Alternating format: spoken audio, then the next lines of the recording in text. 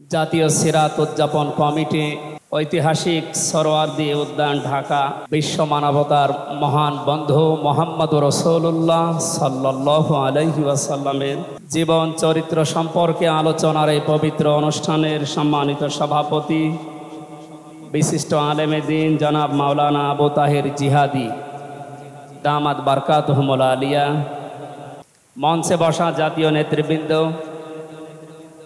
সামনে বসা মুসলমান ভাইরা, পর্দার আড়ালের সম্মানিতা মা এবং বোনেরা,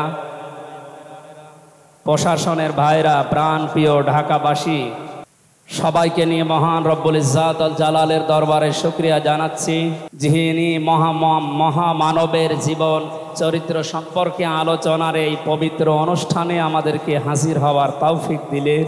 জবান খুলে বলছি আলহামদুলিল্লাহ।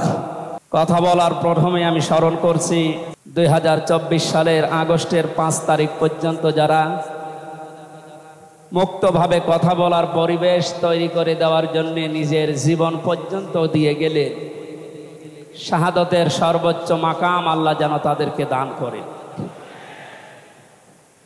আমরা কিছু ভিডিও দেখতে পাচ্ছি, অনেকে বলছে তারা শহীদ হয়নি, তারা নিজেদের বুককে গলির সামনে, অস্ত্রের সামনে পেটে আত্মহত্যা করেছে। তারা কাদের কাছ থেকে কি পেয়ে কি খেয়ে কথা বলছেন আমি জানি না। কোরআনে কারিমে আল্লাহ তাআলা 1500 বছর আগে জানিয়েছে। শহীদ এর শব্দটা আমাদের এই বাংলাদেশ, ভারত, পাকিস্তানে যেভাবে ব্যবহার হয়, এটা এত সস্তা বিষয়, অনেক দামি বিষয়। শহীদদের ব্যাপারে কথা যেন মানুষ উল্টা পাল্টা না বলে, এই জন্য মানুষের মুখের উপরে আল্লাহ নোটিশ জারি করে দিয়েছে।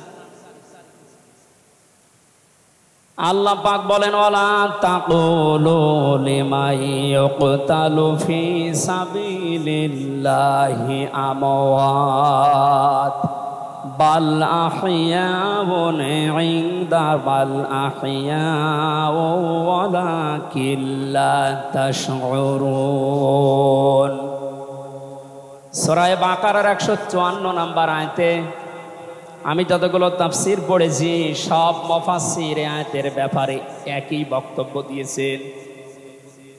আল্লাহ পাক তামাম দুনিয়ার সব মানুষের মুখের উপরে নোটিশ দিয়েছেন, ওয়ালা তাকুলু,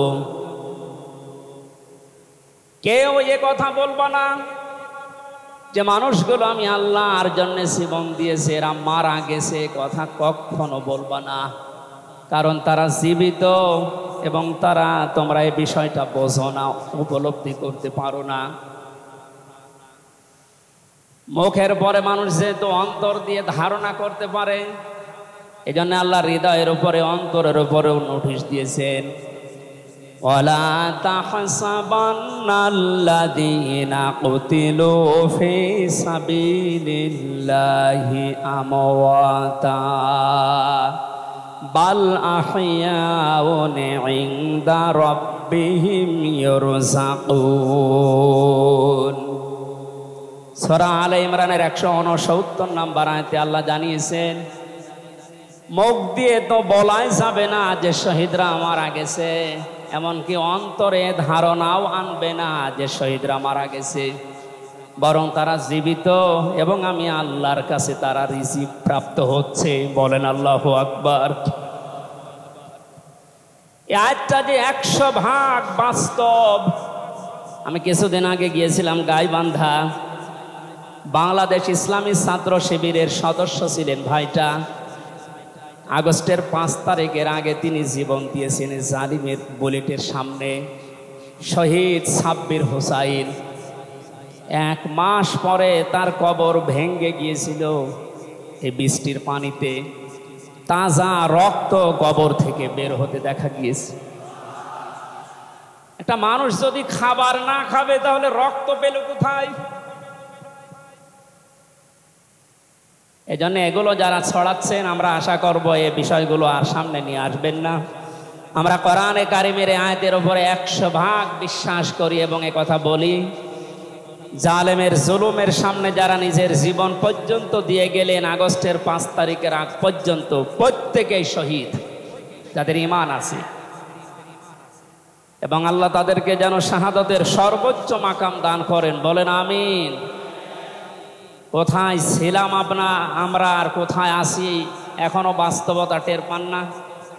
কিছুদিন আগে বাংলাদেশ জামাত ইসলামের কেন্দ্রীয় আমিরে জামাত ডাক্তার শফিকুর রহমান কুষ্টিয়াতে গিয়েছিলেন। প্রায় 5,000 মানুষকে নিয়ে তিনি একটা অনুষ্ঠান করলেন। যারা 16 জন শহীদ হয়েছিল কুষ্টিয়ায়, বাংলাদেশ জামাত ইসলামের পক্ষ থেকে 2 লক্ষ করে টাকা তাদের পরিবারের হাতে তিনি তুলে দিলেন। প্রায় 2.5-3 ঘন্টায় অনুষ্ঠানগুলো আমরা দেখলাম। বলেন তো, আগস্টের 5 তারিখের আগে 5,000 না, এরকম মানুষ যদি 5 জন এক জায়গায় হইতো 14টা মামলা হয়ে যেত। কোথায় ছিলাম আমরা আর কোথায় এখন পৌঁছিয়েছি, এরপরও যদি এটাকে কেউ নিয়ামত মনে না করে। গতকালকের একটা জরিপ আমি পেয়েছি, বাংলাদেশে 100 জনের 14 জন এখনো পর্যন্ত আপা আপনি ঘাবড়াবেন না, আমরা নরম হয়ে যাই, এ দলে আছে। 100 জনের কতজন? 100 জনের 28 জন এখনো পর্যন্ত থালা নেওয়ার জন্য খুব তাড়াতাড়ি করছে। আমি নাম নাই নিলাম। আনন্দের বিষয়, 100 জনের 58 জন মানুষ এখন চাচ্ছে এদেশে আল্লাহর বিধান দিয়ে জমিনটা চলুক। আগস্টের 5 তারিখ খুব বেশি দিন যায়নি। এই কয়েকদিনের ব্যবধানে যদি এই অবস্থা সৃষ্টি হয়, এই জন্য আমার মনে হচ্ছে এদেশের অনেক মুনাফিকেরা বুঝে ফেলেছে বিষয়টা, এজন্য খুব তাড়াতাড়ি করছে যে থালা আমাদের হাতে দে। আমার দাদা একটা গল্প বলতে, এক লোক বিবাহ করার পরে বাসর রাতে বউকে রেখে একটু বাইরে গেছে। দাদি শাশুড়ি এসে বলছে, আমার কিন্তু পতি চাই, তুমি কি করবা আমি জানি না। নতুন বউ ডাক দিয়ে বলছে, দাদি শাশুড়ি আমার একটু সময় দেন, আপনার পতি হবে, অসুবিধা। শাশুড়ি এসে বলছে, বৌমা আমার কিন্তু নাতি চাই। ঠিক আছে, আমার সময় দেবেন। দেবর আর ননদ এসে বলছে, ভাবি আপনি কি করবেন আমরা জানি না, আমাদের কিন্তু ভাতিজা চাই। কিছুক্ষণ পরে স্বামী এসে বলছে, বউ তুমি কি করবা আমরা জানি না, আমার বেবি চাই। বউ মাথা উঁচু করে বলছে, তোমরা কি সব পাগলের বংশ? আমার এখনো কিছুই হয়নি, এরপরে 10 মাস 10 দিন সময় লাগবে, তারপরে কারো বেবি চাই।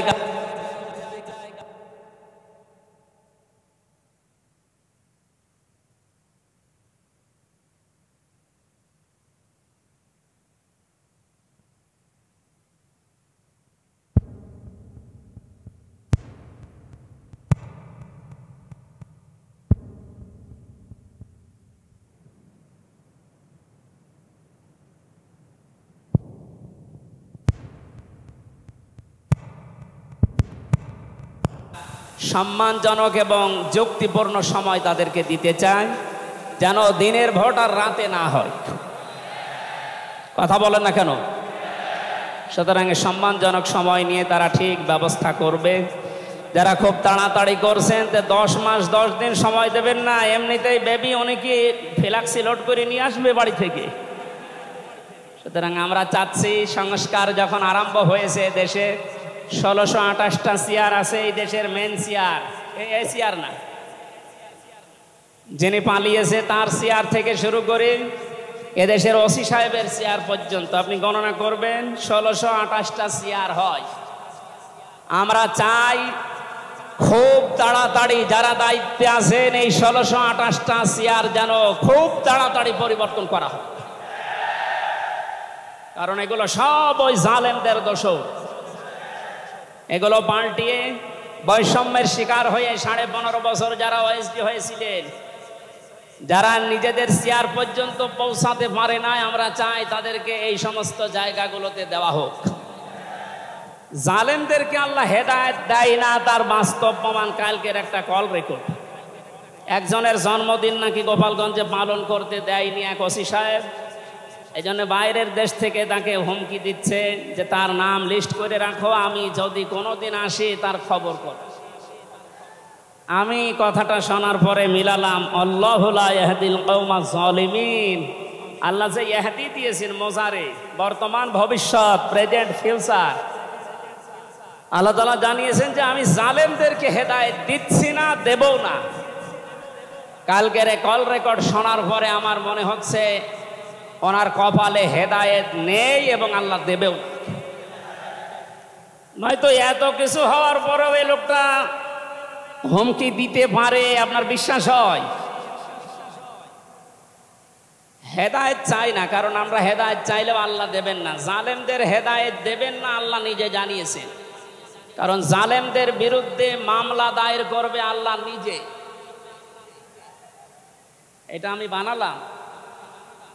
সূরা শূরা 25 নম্বর পারা 6 নম্বর পৃষ্ঠার 13 নম্বর লাইনের 42 নম্বর আয়াতে আছে, ইন্নামাস সাবিলু আলাল্লাযিনা ইয়াজলিমুনান নাস ইলা আখিরি আয়া। আল্লাহ পাক বলেন, অবশ্যই আমি আল্লাহ নিজে মামলা দায়ের করব, কেস করব, অভিযোগ দাখিল করব তাদের বিরুদ্ধে যারা মানুষ হয়ে মানুষের বিরুদ্ধে জুলুম করে। আল্লাহ ইয়াজলিমুন আল মুসলিমুনা দেননি যে মুসলমানদের উপরে যারা জুলুম করে, ইয়াজলিমুন আন নাস দিয়েছেন যারা মানুষের উপরে জুলুম করে, অত্যাচার করে। এরা আমির হামজার মামলার আসামি না, এরা সরাসরি আল্লাহর মামলার আসামি। 1628 জন যারাই ছিলেন আর আপনারা কিন্তু বাংলাদেশের কারো মামলার আসামি না, সবাই এখন আল্লাহর মামলার আসামি। মামলার বাদী যত বড় হয় মামলা তত কঠিন হয় এবং জামিন পাওয়াও তত কঠিন হয়। আপনারা জানেন আমি 3টি বছর জেলে ছিলাম। আমার যে মামলা ছিল, আমার মনে হয় যদি সাজাও লাগিয়ে দিত সর্বোচ্চ 3 মাস। কিন্তু মামলার বাদী যেহেতু একেবারে আল্লাহর ওলি, এই জন্যে বহুবার মামলা সিএমএম কোর্ট, জজ কোর্ট, হাইকোর্টে ওঠার পরও বলে না, হবে না। এই কয়েকদিন আগে মামলা আমার সব খারিজ হয়ে গেছে। আমি মনে করলাম মাননীয় আদালতকে প্রশ্ন করি যে আমার এই মামলা তো আপনার কাছে 3 বছর ছিল, এতদিন তো কিছুই করেননি, হঠাৎ এখন বলছেন কোনো দোষ নেই, সব বেকসুর খালাস করে দিলাম। মামলাটা হাতে নিয়ে উনি বলছে এর ভেতরে তো কোনো মাল ম্যাটারেস নেই, কি দিয়ে বিচার করব, সব বাদ দিয়ে দিলাম। তো এতদিন এই কথা বললে তো আমার 3 বছর জেলে থাকা লাগে না। উনি এইটাই বলতো যে হুজুর আমার হাত বাঁধা ছিল। কি বাধা ছিল? এখন যেহেতু হাত খোলা, ন্যায় বিচার করতে পারছেন, আমরা চাই এদেশে যত চেয়ার আছে সব হাত যেন আবু সাইদের মতো এভাবে খোলা থাকে। এভাবে হাত খোলা চান না? কিয়ামতের আগে কোনো জালেম এদেশের চেয়ারে আর আসতে পারবে না ইনশাআল্লাহ। সতর্ক থাকা লাগবে আমাদের। এই জন্য যারা তাড়াহুড়া করছেন আপনারা একটু শান্ত হন। আগে 10 মাস 10 দিন সময় দেন, বাসর হোক। কথা বলেন না কেন? আমি আর নিচে নামলাম না। আল্লাহ আপনাদেরকে সম্মতি দান করুন। আমি দরুদ আর সালাম পড়ছি আমাদের নবী মুহাম্মদুর রাসূলুল্লাহ সাল্লাল্লাহু আলাইহি ওয়াসাল্লামের প্রতি। আজকে সেই বিকাল 3টা থেকে শুরু করে রাত 9টা পর্যন্ত এদেশের পতিত দশা আলেমদের মুখে, ইসলামিক চিন্তাবিদদের মুখে এবং জাতীয় নেতৃবৃন্দের মুখে আপনারা নবীর সিরাত সম্পর্কে বিভিন্ন কথা শুনতেছেন। আমি লাইভ দেখছিলাম। আমার আজকের আলোচনার বিষয় রাসূল সাল্লাল্লাহু আলাইহি ওয়াসাল্লাম কেন একমাত্র আদর্শ। এই পয়েন্টের উপরে কোরআন শরীফ থেকে, হাদিস থেকে আমি 18টা পয়েন্ট বের করেছি। খুব সংক্ষেপে এর উপরে আপনাদের সামনে কথা উপস্থাপন করার চেষ্টা চালাবো ইনশাআল্লাহ। ওমা তাওফীকি ইল্লা বিল্লাহ। জবান খুলে কোরআনের এই সোনালী আয়াতটা একটু পড়ে। আউযু বিল্লাহি মিনাশ শাইতানির রাজিম। বিসমিল্লাহির রহমানির রহিম।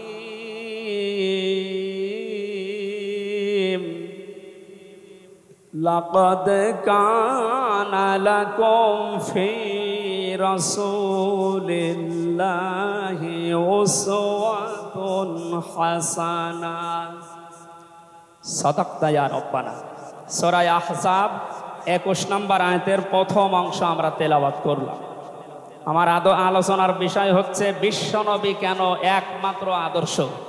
এ পৃথিবীতে বহু মানুষকে আমরা আদর্শের সৈনিক হওয়ার ঘোষণা দিতে শুনি, তারা স্লোগান পর্যন্ত দেয়, আমরা সবাই অমক সেনা, ভয় করি না বুলেট বোমা।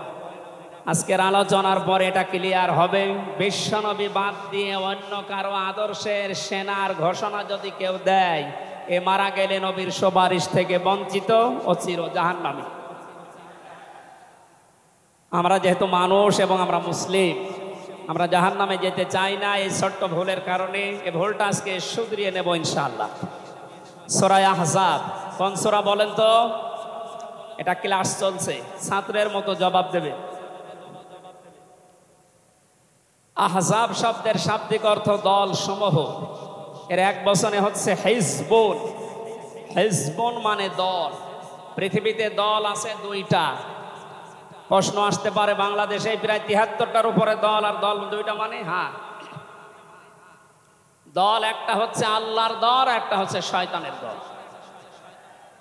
আমরা সামনে বিস্তারিত এই দুইটা দলের উপরে কথা বলবো ইনশাআল্লাহ। দল করা লাগবে এই ঘোষণা আমির হামজার না আল্লাহর? এ শব্দটা শুনলে অনেকে মানধাত আমলের দিকে নিয়ে যায়। আপনি আলেম মানুষ, হুজুর মানুষ, ইমাম সাহেব মানুষ, আপনি দল দাঁড়িয়ে এগুলো করবেন কেন? কোরআনে কারিমের যদি কেউ একটা আয়াত অবিশ্বাস করে, আর ইমান থাকার কথা। আল্লাহ পাক বলেন, ওয়ালতাকুম মিনকুম উম্মাতুন, তোমাদের ভেতরে অবশ্যই একটা দল থাকতেই হবে। দল এই শব্দটা কোরআনে আছে না নেই?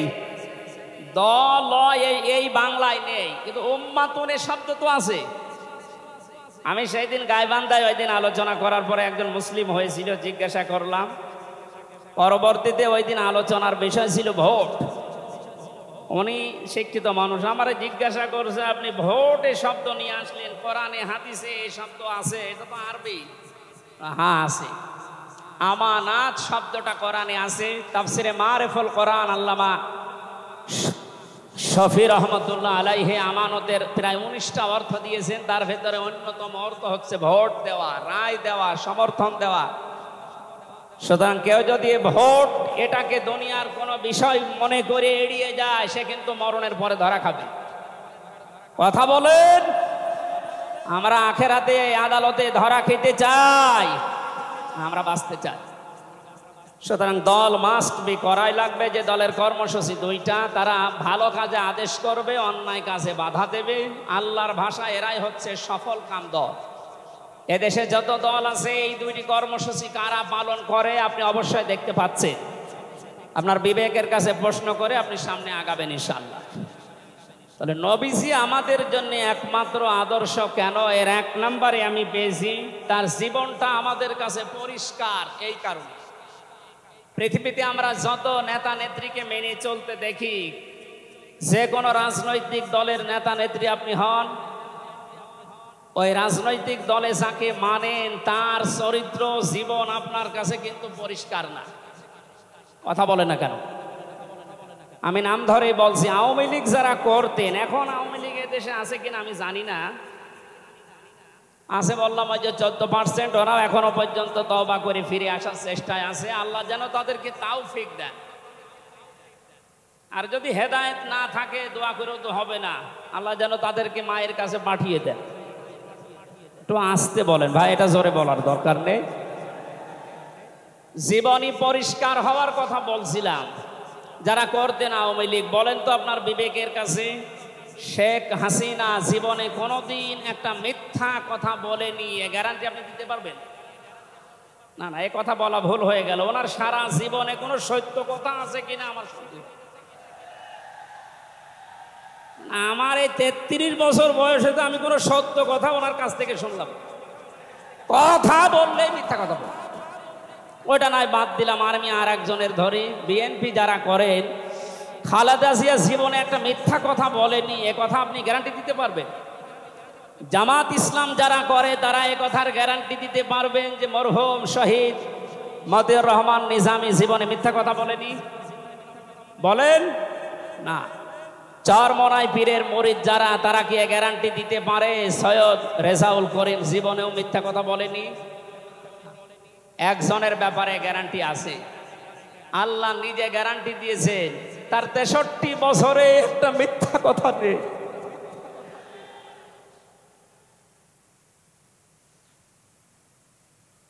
এই জন্য বিশ্বনবী আমাদের একমাত্র আদর্শ হওয়ার কারণ এই যে জীবনে 63 বছরে একটাও মিথ্যা কথা বলেননি। জোরে বলেন আল্লাহু আকবার। এটা যে কত বড় বিষয় আপনি চিন্তা করলে আপনি চিন্তার রেখা শেষ করতে পারবেন না। আমাদের দিনের ভেতরে 24 ঘন্টায় কত মিথ্যা আসে, আর তারপর 63 বছরের জীবনে একটা মিথ্যা কথা তিনি বলেননি। 2 নম্বরে পেয়েছি আমি, তিনি উন্নত চরিত্রের অধিকারী ছিলেন। এমন চরিত্র আল্লাহ তাকে দিয়েছিলেন। আমি 3 জন নবীর নাম পেয়েছি, আল্লাহর নামের সাথে তাদের নাম আল্লাহ মিলিয়ে দিয়েছেন। হযরত ইসমাঈল আলাইহিস সালামকে আল্লাহ ডাক দিয়েছিলেন গোলামিন হালিম, আমার সহনশীল বান্দা। হযরত ইসহাক নবীকে আল্লাহ বলেছিলেন গোলামিন আলিম, আমার জ্ঞানী বান্দা। আর মুহাম্মদ রাসূলুল্লাহকে আল্লাহ ডাক দিয়েছেন ওয়া ইন্নাকা লাআলা খুলুকিন আযীম। জোরে বলেন আল্লাহু আকবার। বৃষ্টি হচ্ছে না বাইরে? এখানে ওঠাউঠি করেন কেন? বসেন বসেন।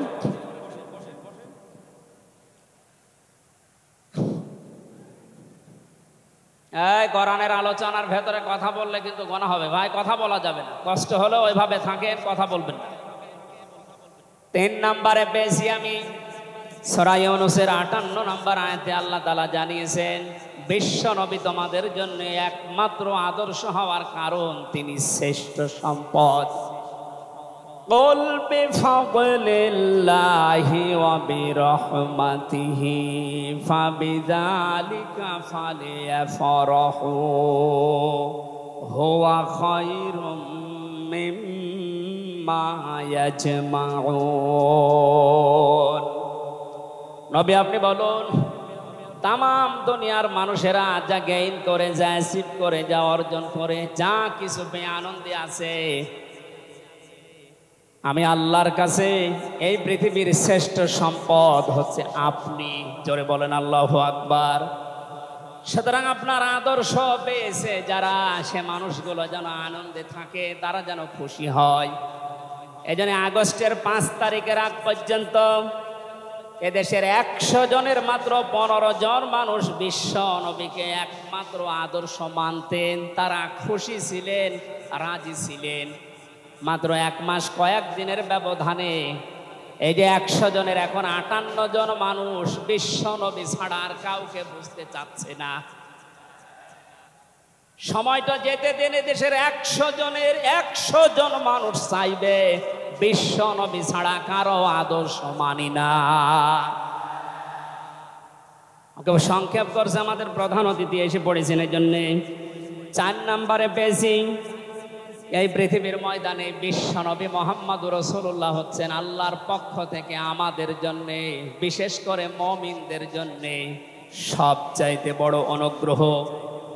সূরা আলে ইমরানের 164 নম্বর আয়াতে আল্লাহ ঘোষণা দিচ্ছেন লাকাদ মান্নাল্লাহু আলাল মুমিনিনা ইয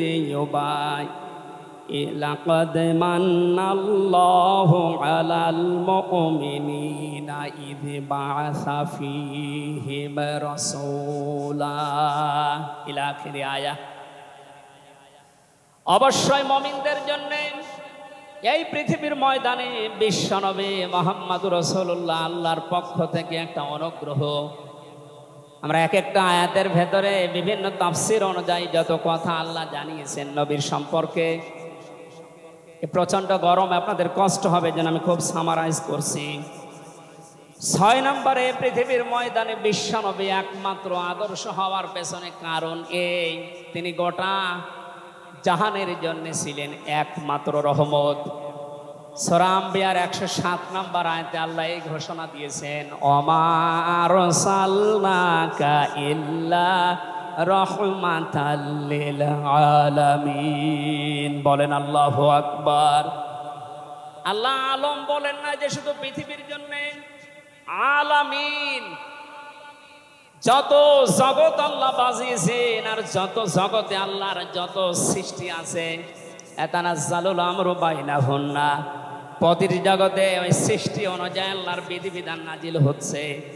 যেখানেই যেই সৃষ্টি আছে প্রত্যেকটা সৃষ্টির জন্য মুহাম্মদুর রাসূলুল্লাহ হচ্ছেন আল্লাহর পক্ষ থেকে রহমত। বলেন সুবহানাল্লাহ। সেই রহমতকে হযরতে হালিমাতুস সাদিয়া চিনেছিলেন। কোলে নেওয়া থেকে শুরু করে বাড়ি পর্যন্ত যেখানে নিয়ে গেছেন, সিরাত ইবনে হিশাম বলছে সব জায়গায় হালিমাতুস সাদিয়া বিশ্ব নবীর মাধ্যমে আল্লাহর রহমত পেয়েছিলেন। সিরাত বিশ্বকোষের ভেতরে পেয়েছি আল্লাহর নবীকে হযরতে হালিমাতুস সাদিয়া যেদিন কোলে তুলে, হালিমা জোর করেন কেন? ডান স্তন এটা আমার অধিকার ছিল, আমি পান করেছি। বাম স্তন এটা আমার অধিকার না, আমি জানি আপনার একটা সন্তান আছে, তার নাম আব্দুল্লাহ, এটা আমার দুধ ভাই আব্দুল্লাহর অধিকার। ও মা হালিমা, পৃথিবীতে আমি ভাইয়ের হক নষ্ট করার জন্য আসি না, এসেছি ভাইয়ের হক ফিরিয়ে দেওয়ার জন্যে। ঢাকাবাসী যেই নবী মায়ের কোলে বসে ভাইয়ের হক নষ্ট করেন নাই এই রবিউল আউয়াল মাসে, সেই নবীর উম্মত আমরা এখন যারা দাবি করছি অধিকাংশগুলোই দেখতে পাই যত বড় হচ্ছি তত ভাইয়ের হক মারার জোর হচ্ছি।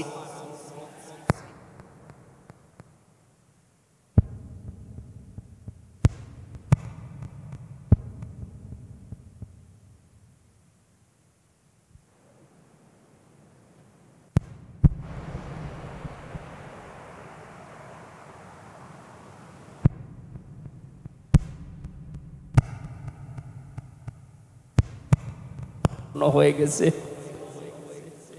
সুতরাং ওনাকে যেখানেই নেওয়া হয় সেখানে যদি রহমত আসে, আমাদের এই মাথা থেকে পা পর্যন্ত, রান্নাঘর থেকে আন্তর্জাতিক জীবন পর্যন্ত, আজকের এই সিরাত অনুষ্ঠানে যদি সিদ্ধান্ত নিয়ে যেতে পারি সব জায়গায় তাকে ছাড়া কাউকে মানব না, অবশ্যই আল্লাহ পাকে 56,000 বর্গ মাইল রহমত বরকত দিয়ে ভরে দেবেন। কথা বলেন ঠিক কিনা?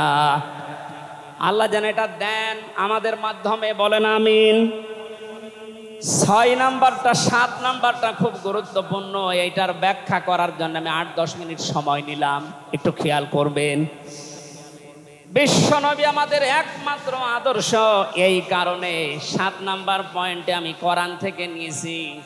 গণা মাপের গ্যারান্টি শুধু তার আদর্শ অনুসরণের মাধ্যমে। পৃথিবীতে বহু মানুষ আছে, বহু বিশ্ব নেতার দাবি অনেকে করছে, অনেকে বিশ্ব মানবতার দাবি করছে, অথচ বিশ্ব নেতা হওয়ার জন্য যে 7টা কোয়ালিটি লাগে আমরা অধিকাংশ মানুষের ভেতরে পাই না, আন্দাজে শুধু ঢোল বাজাই। এ পৃথিবীতে বিশ্ব নেতার দাবি করতে পারেন নবীরা, রাসূলরা। কথা বলেন ঠিক কিনা? এই পৃথিবীতে বিশ্ব নেতৃত্ব দেওয়ার দাবি করতে পারে নবী রাসূলরা। এ কথার সাথে একমত আছেন? আমরা একজন নবীর নাম বলছি, হযরত ঈসা রুহুল্লাহ। তিনি জন্মের পরে তার জাতির লোকেরা তাকে অবৈধ, হারামজাদা, এরকম উল্টা পাল্টা নাম দিয়ে ডাকতো। হযরতে মরিয়ম আলাইহিস সালামের কাছে যখন জিজ্ঞাসা করেছে জাতির লোকেরা বিয়ে হয়নি, সন্তান পেলে কোথায়, খুব খেয়াল করে শুনবেন। হযরতে মরিয়ম ইশারা দিয়েছিলেন দোলনার দিকে, ফাশারাত ইলাইহি ক্বালু কাইফা নুকাল্লিমু মান কানা ফিল মাহদি সাবিয়্যা। তিনি ইশারা দিয়ে বললেন, এই যে দোলনায় যে ছেলেটা আছে ওকে জিজ্ঞাসা করো ওর জন্মের পরিচয় বলতে পারবে। ওরা বলছে ছোট্ট বাচ্চা কথা বলবে কি করে? সঙ্গে সঙ্গে দোলনা থেকে হযরতে ঈসা তার এই জাতির লোকের এই কথার উত্তর দিয়েছেন, জবাব দিয়েছেন, ক্বালা ইন্নী আবদুল্লাহ। আতানিয়াল কিতাবা ওয়া জাআলানি নাবিয়্যা ওয়া জাআলানি মুবারাকান আইনামা কুনতু ওয়া আওসানি বিস-সালাতি ওয়াজ-যাকাতি মা দুমতু হাইয়্যা। বলেন আল্লাহু আকবার। দলনা থেকে হযরত ঈসা বললেন, আমি অবৈধ সন্তান না, আমি জারজ না, আমি আল্লাহর বান্দা। আল্লাহ পাক আমাকে জামানায় নবী করে পাঠিয়েছেন এবং আমাকে সামনে কিতাব দেবেন। আমাকে তিনি ওসিয়ত করেছেন, আদেশ দিয়েছেন আমি যেন সালাত আদায় করি, যাকাত আদায় করি যতদিন আমি জীবিত আছি। আমার মায়ের সাথে যেন আমি ভালো ব্যবহার করি। এখানে কয়েকটা পয়েন্টের দিকে তাকান। হযরতে ঈসা তিনি নিজের পরিচয় দিতে গিয়ে প্রথমে বললেন, আমি আব্দুল্লাহ, আল্লাহর বান্দা। আল্লাহ আমাকে জামানার নবী করে পাঠিয়েছেন এবং কিতাব সামনে আমাকে দেবেন।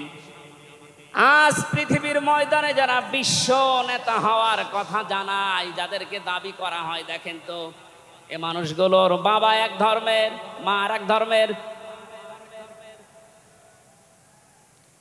জন্ম আপনার আগে বৈধ হওয়া লাগবে, এরপরে বিশ্ব নেতা। যে 7টা পয়েন্ট আছে আয়াতের তাফসিরে,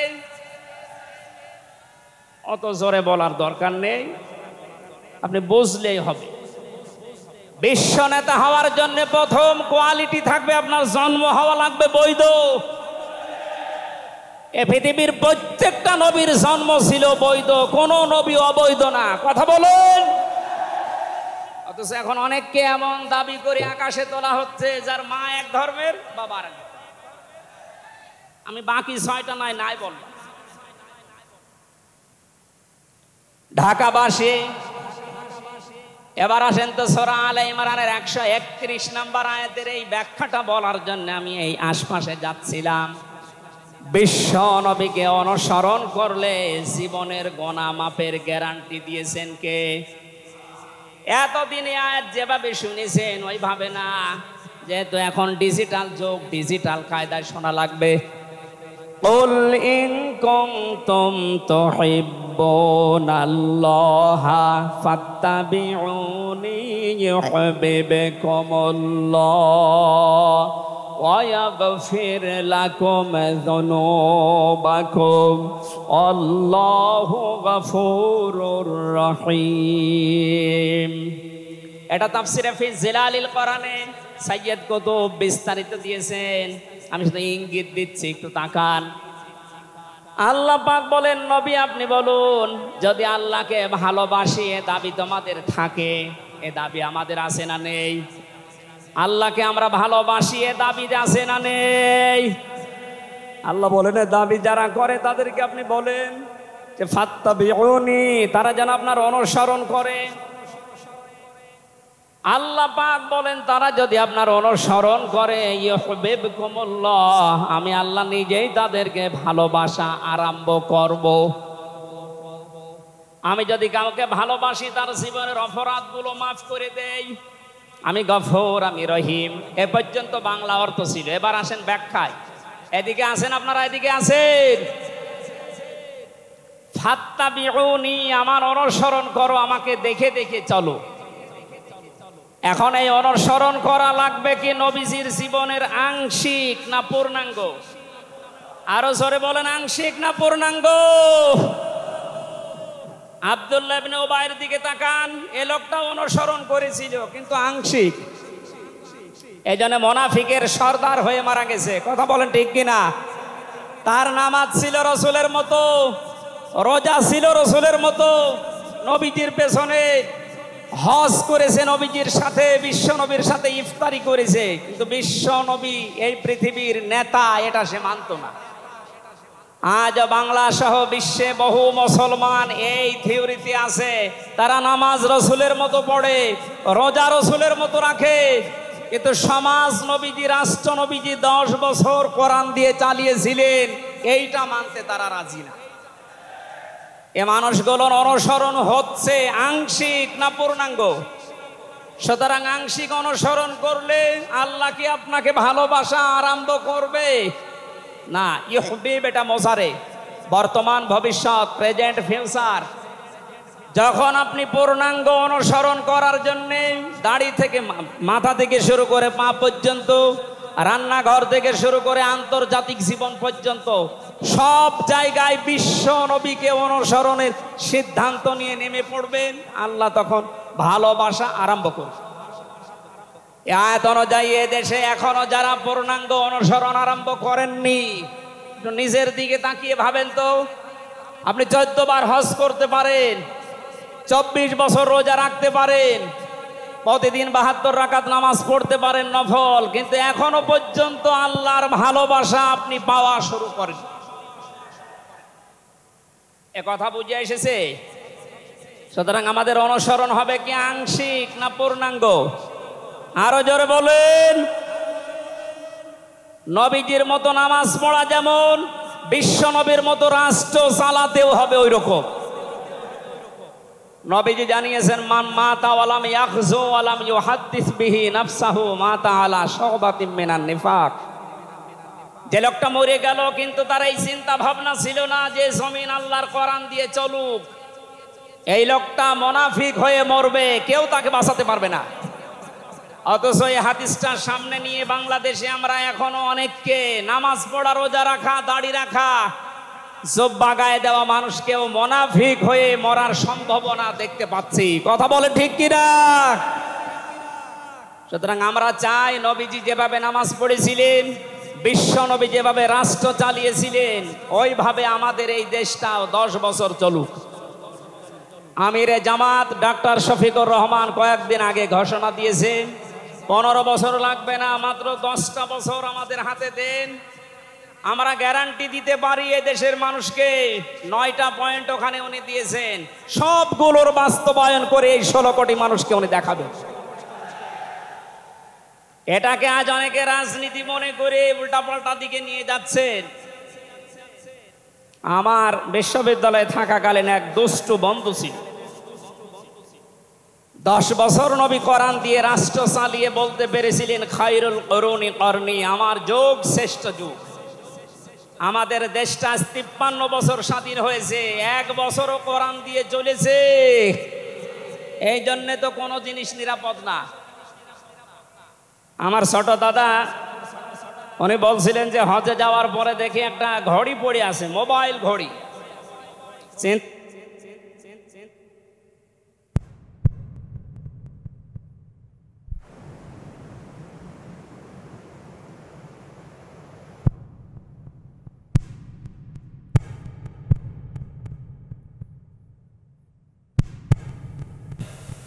তুলে নিলাম এদিক ওদিকে তাকিয়ে, হারানো জিনিস যেখানে জমা দেয় ওই জায়গায় জমা দিলাম। ওনারে জিজ্ঞাসা করলাম, ভাই মোবাইলের দাম কেমন হবে? উনি আমারে বলছে, ইয়া হাজিউল হজ্জা তাইনা বিলাদুকা, হে হাজি দেশ কোথায়? দাদা বলে, জি তুমেন বাংলাদেশ, বাংলাদেশ থেকে এসেছি। আপনার বাংলাদেশের টাকার মান অনুযায়ী এই ঘড়ি মোবাইলের এটা দাম হবে 72,000 টাকা। কত? 72,000 টাকার মোবাইল পড়ে আছে, ঘড়ি কেউ নিচ্ছে না। এদেশে থাকবে? বলেন। সাধারণ মানুষের কাছে থাকা দূরের কথা, দরবেশের কাছে থাকবে 36,000 কোটি টাকা। আমার মনে হয় আমার 33 বছরের জীবনে গণনা করেও শেষ করতে পারবো না। পদ্মা সেতু আর একটা বানিয়ে এখনো 4,000 কোটি টাকা রাষ্ট্রে থেকে যেত। কথা বলুন। দরবেশ যদি এই করে, যেগুলো ধরবেশ ওগুলোর চরিত্র কি বলে? এই জন্য এই বন্ধুটা আমারে বলছিল, আমি রামজা, আমি কুষ্টিয়া থেকে যাচ্ছিলাম ঢাকাতে, একটা নর্মাল কোচে চড়ে হঠাৎ আমার পেটে গন্ডগোল। সিরাজগঞ্জ রোড পার হওয়ার পর ড্রাইভারকে বললাম যে ভাই একটু দাঁড়ান, আমি নেমে যাব, আমার পেটে গন্ডগোল। ড্রাইভার বলছে গাড়ি থামবে না, একেবারে জায়গা মতো থামবে। আপনার যদি বেশি অসুবিধা হয় তো পেছনে সিট খালি আসে, বসে বসে আল্লাহ আল্লাহ করে। বলছে আমার পেটে গন্ডগোল, কি আল্লাহ আল্লাহ থামে? পেছনে যে দেখি কয়েকটা সিট খালি পড়ে আছে, ওই যে পলিথিন দেয় বমি করার জন্য, একটা নিলাম, 2 সিটের মাঝে বসে ওই কাজ করলাম। চিন্তা করলাম এটা যদি রেখে চলে যায় তাহলে আমার তো বদনাম হয়ে যাবে। পকেট থেকে একটা সাদা রুমাল ছিল, ওইটা বের করলাম, টাইট করে বাঁধলাম, পেছনের সালানা খুলে ফেলে দেব। আল্লাহর ইশারা পেছনে আসছিল মোটরসাইকেলওয়ালা, পড়বে কি পড়বে একেবারে মোটরসাইকেলের সামনে। ও বলছে জালনা দিয়ে তাকিয়ে আছি, দেখলাম মোটরসাইকেলওয়ালা এদিকে ওদিকে তাকিয়ে ও মনে করছে নতুন রুমালে থপ করে পড়লো কি। এ রুমাল যখন নতুন, ভেতরের জিনিসও মনে হয় নতুনই হবে। ও বলে তুলে নিল, ও বাড়ি যেয়ে টের পাবে যে কোন নতুন জিনিস। এই জন্য বলছে হামজা, আমাদের দেশে পায়খানা পর্যন্ত নিরাপদে নেই, এর বাস্তব প্রমাণ আমারটা। অথচ আমিরে জামাত গ্যারান্টি দিয়েছেন চুরি থাকবে না, শুধু পায়খানা না, 36,000 কোটি না, 36 পয়সাও চুরি হবে না। 10 বছরের জন্য ছেড়ে দেন দেশটা। আপনারা ওনার সাথে একমত কিনা? কারা কারা ওনাদের হাতে দিতে চান দেখি, লিল্লাহে তাকবীর।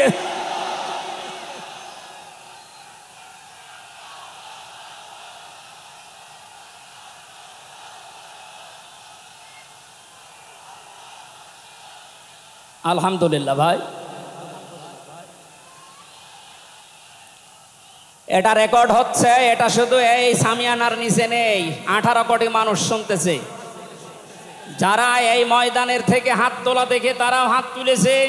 আমরা চাই এই হাত যেন আল্লাহর জন্য আপনারা তোলেন, মানুষকে দেখানোর জন্য না।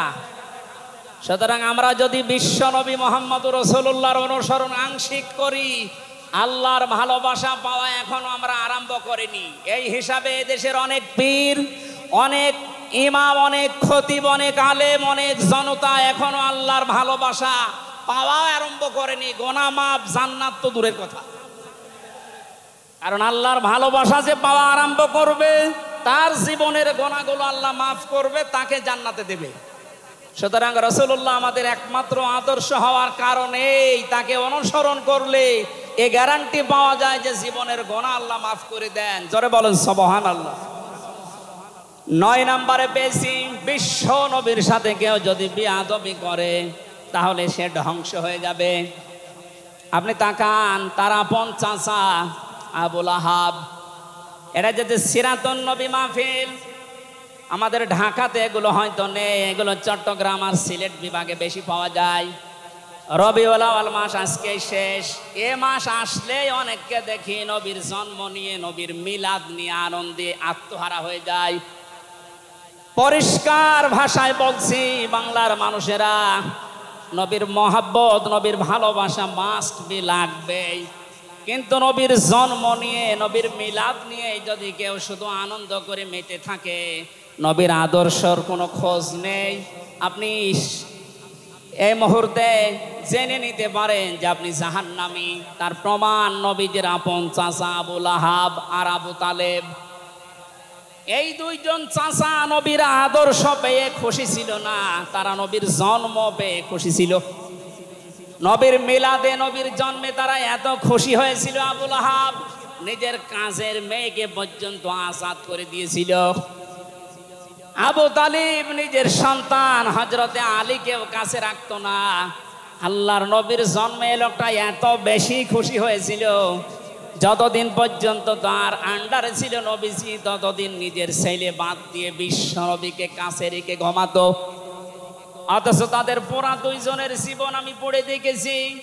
দুইজন চাচা, বিশ্বনবী মুহাম্মদুর রাসূলুল্লাহর দুইজন চাচা শুধু নবীর জন্ম মিলাদ নিয়ে আনন্দে ছিল, আদর্শ পেয়ে তারা আনন্দ করে নাই, মেনে নেয় নাই। জন্য দুইজনেই জাহান্নামী। বলেন নাউজুবিল্লাহ।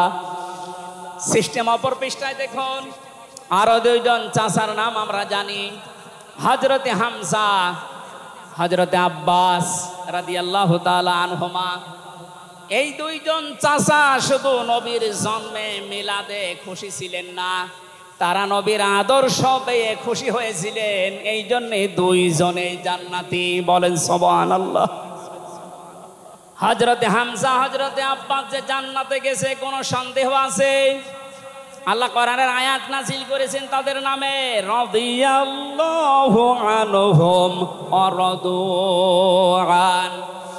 আল্লাহ পাক বলেন আমি তাদের উপরে রাজি হয়ে গেছি যেমন তারা আমার উপরে রাজি।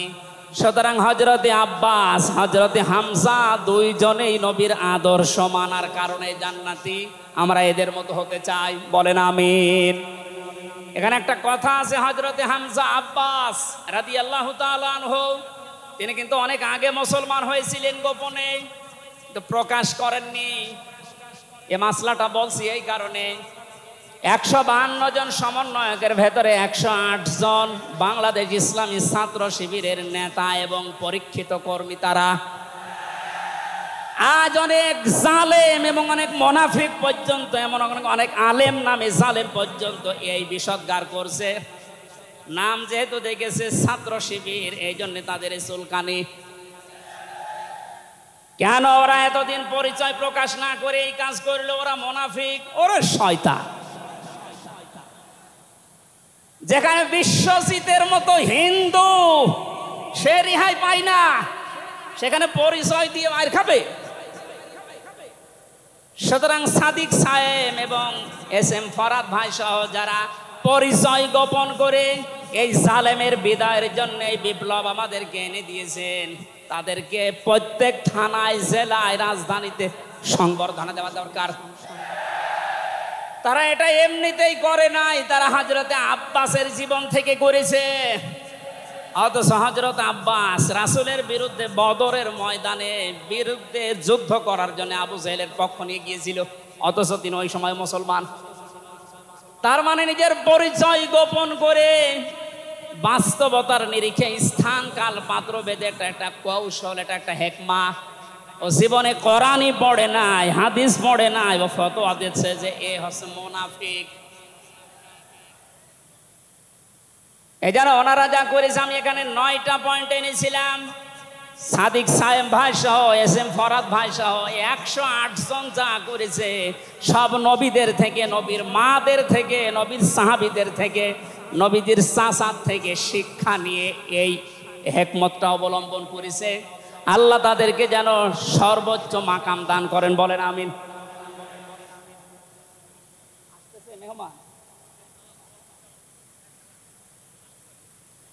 বেয়াদবি করলে যে মানুষের জীবন ধ্বংস হয়ে যায় রাসূলের সাথে, তার প্রমাণ পেয়েছি নবীজি চাচা আবু লাহাবের জীবন থেকে। বিশ্ব নবী যখন সাফা মারওয়া এই পাহাড়ের উপরে উঠে দাওয়াত দিচ্ছিলেন, এই লোকটা ডাক দিয়ে বলেছে, তাব্বালাকা আলিহাযা জামাতানা ইয়া মুহাম্মদ, হে মুহাম্মদ তুমি ধ্বংস হয়ে যাও। তাফসিরের কিতাবে সূরা লাহাবের তাফসিরে পড়েছি, আবু লাহাব মুহাম্মদুর রাসূলুল্লাহকে শুধু ধ্বংস হয়ে যা এ কথা বলে নাই। সামনে একটা পাথর ছিল, পাথরটা হাতে নিয়ে নবীজির দিকে এভাবে নিক্ষেপ করেছিল। ঢাকাবাসী খুব খেয়াল করে শোনেন, এখানে আমার 2টা পয়েন্ট আছে। আবু লাহাব 1500 বছর আগে মুহাম্মদুর রাসূলুল্লাহর দিকে যে পাথর নিক্ষেপ করেছিল, তাফসিরে ফি জিলালিল কোরআন মুফাসসির লিখেছেন সাইয়্যিদ কুতুব, যে নবীজির সামনে পাথরটা পড়েছিল, নবীজির শরীরে লাগে নাই। আল্লাহ পাক সঙ্গে সঙ্গে তার জন্য কোরআনের আয়াত নাজিল করলেন, শুধু এই হাতের জন্য না, তাব্বাত ইয়াদা আবি লাহাবি ওয়া তাব। ইয়াদানে ছিল শব্দটা, ইয়াদাদি বচন আল্লাহ দিয়েছেন, অথচ আবু লাহাব পাথর নিক্ষেপ করেছিল কয় হাত দিয়ে? আরো জোরে আরেকবার বলেন। আল্লাহ যে তার 2 হাতই ধ্বংস করে দিলেন। জবাব দিয়েছেন মুফাসসির এইভাবে, আবু লাহাব যদিও এভাবে পাথর নিক্ষেপ করেছিল 1 হাত দিয়ে, কিন্তু তার এই বাম হাত একটু নড়াচড়া করে সাপোর্ট দিয়েছিল। আপনি যদি এখান থেকে একটা কোনো কিছু নিক্ষেপ করেন এভাবে, এই হাত দিয়ে শুধু কাজ হবে না, এই হাতও নড়াচড়া করে সাপোর্ট দেবে। আল্লাহ এইটাও সহ্য করেন নাই। নবীজির বিরুদ্ধে যারা অবস্থান নিয়েছে, যে যতটুকু তার সাথে যারা সাহায্যে ছিল, সহযোগিতায় ছিল, আল্লাহ তাদেরকেও ধ্বংস করে দিয়েছেন।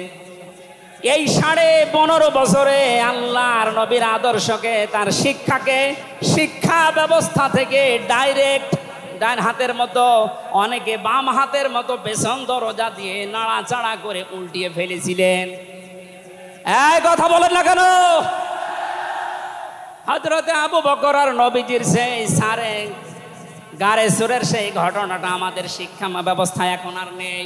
এগুলো তুলে ওখানে বাবার জীবনী বসিয়েছেন।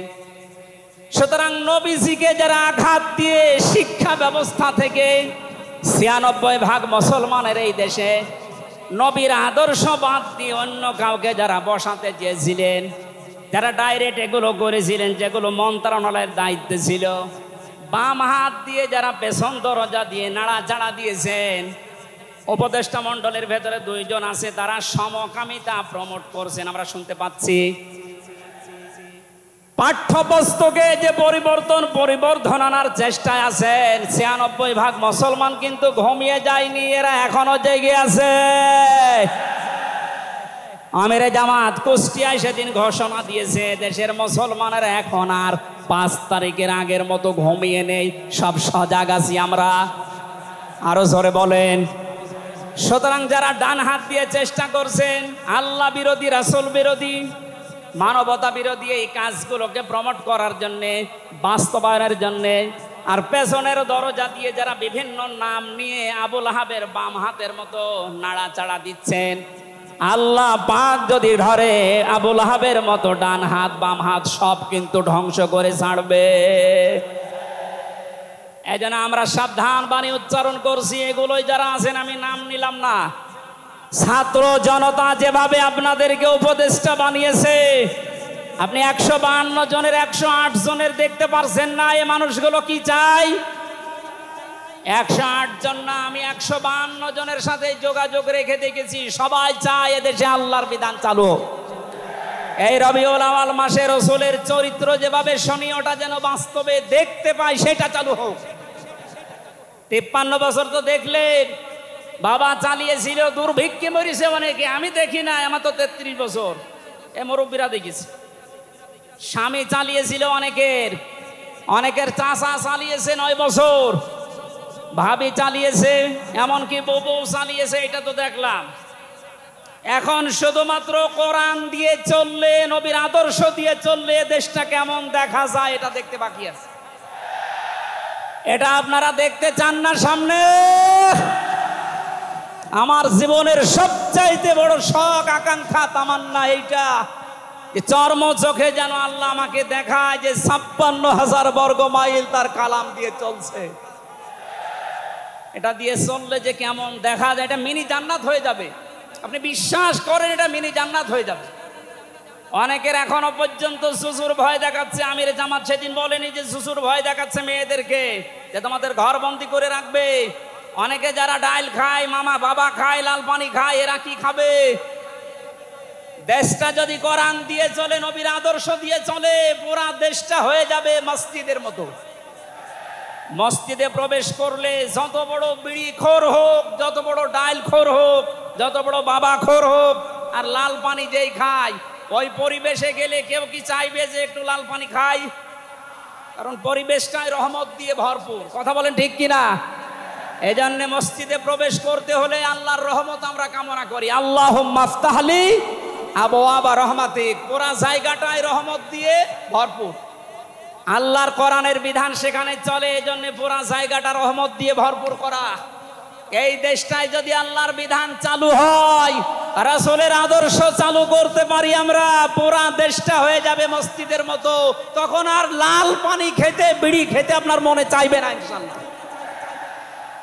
আপনি জান্নাতি হয়ে মারা যেতে পারবেন, এই গ্যারান্টি আমরা দিতে পারি। সুতরাং আমরা রাসূলের সাথে কোনো বিয়াদবি যেন না করি। আমার মনে হয় মেহমান এসে গেছে আমাদের মাঝখানে।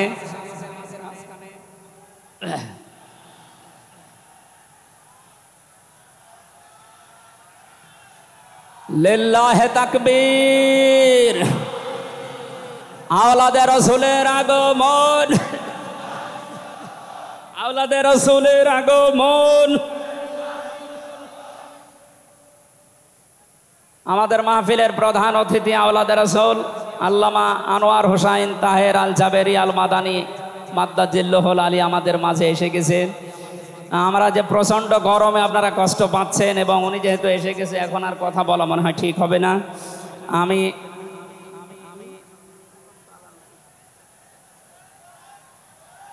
এই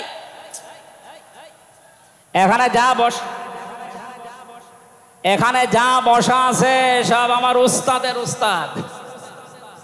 এই জন্য আমি কথা বলতে চান, পয়েন্টগুলো শেষ করছি। 10 নম্বরে পেয়েছি তিনি শরীয়ত প্রণেতা, হ্যাঁ বললে হালাল, না বললে হারাম, সুতরাং তার সম্মান অনেক বেশি।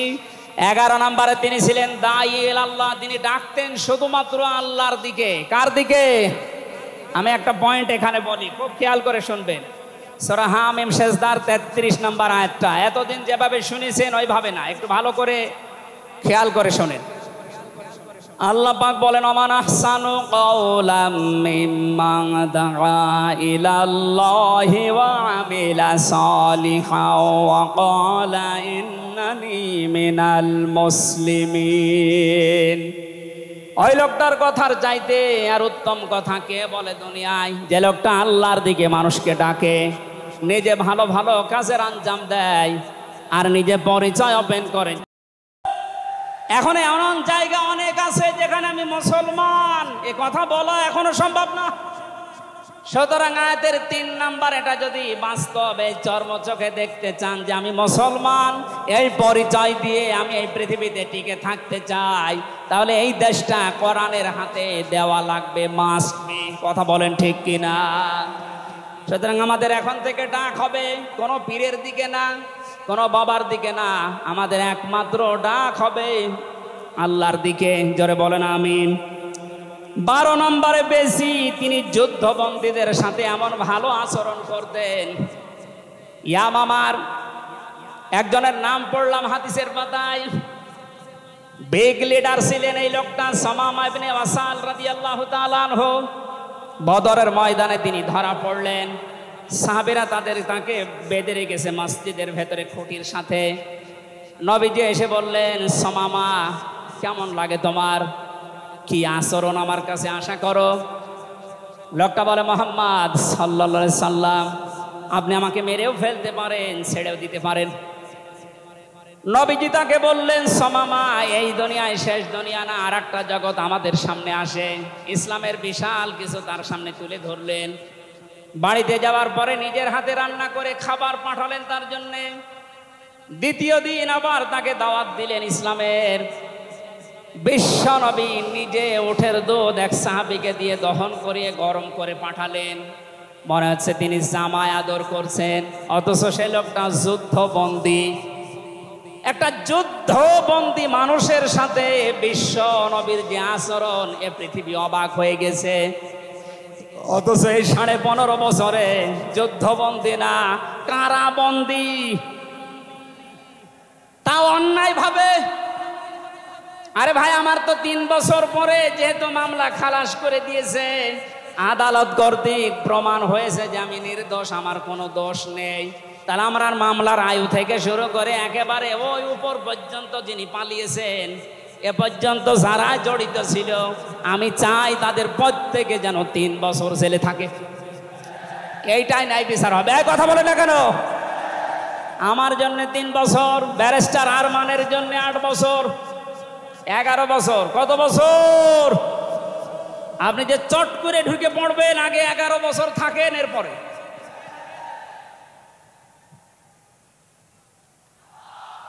সুতরাং বাস্তবতা এইটাই।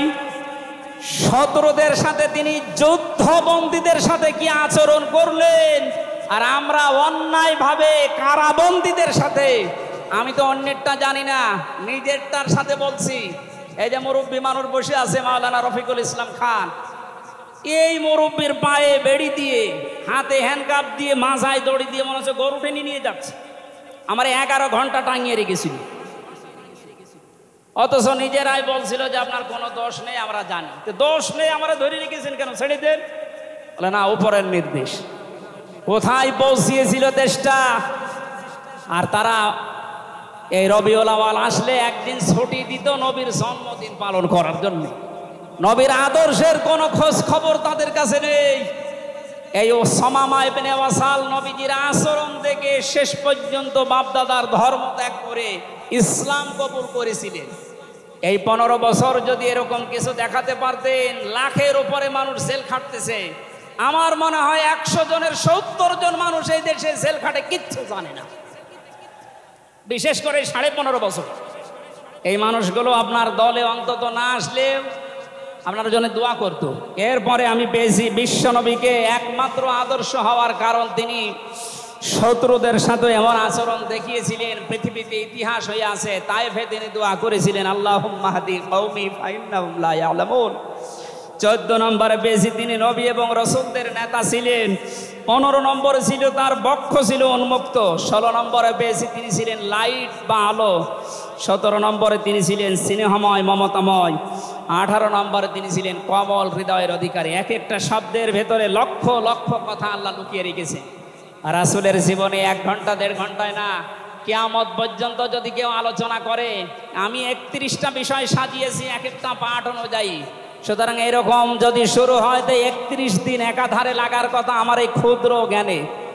যারা আরো বড় বড় আলেম এখানে বসে আছে, কিয়ামত পর্যন্ত আলোচনা শুনবেন, করবেন। আমাদের নবী আজিম খুলুকিন আজিম, কোনোদিন শেষ হবে না ইনশাআল্লাহ। সুতরাং নবীজি আমাদের একমাত্র আদর্শ, এটাই ফাইনাল। তাকে ছাড়া আমরা কাউকে মানি না। উদারতা আহ্বান জানাচ্ছি তাকে আদর্শ গ্রহণ করার জন্য। আমিন। বারাকাল্লাহু লানা ওয়া লাকুম ফিল কোরআনিল আযীম।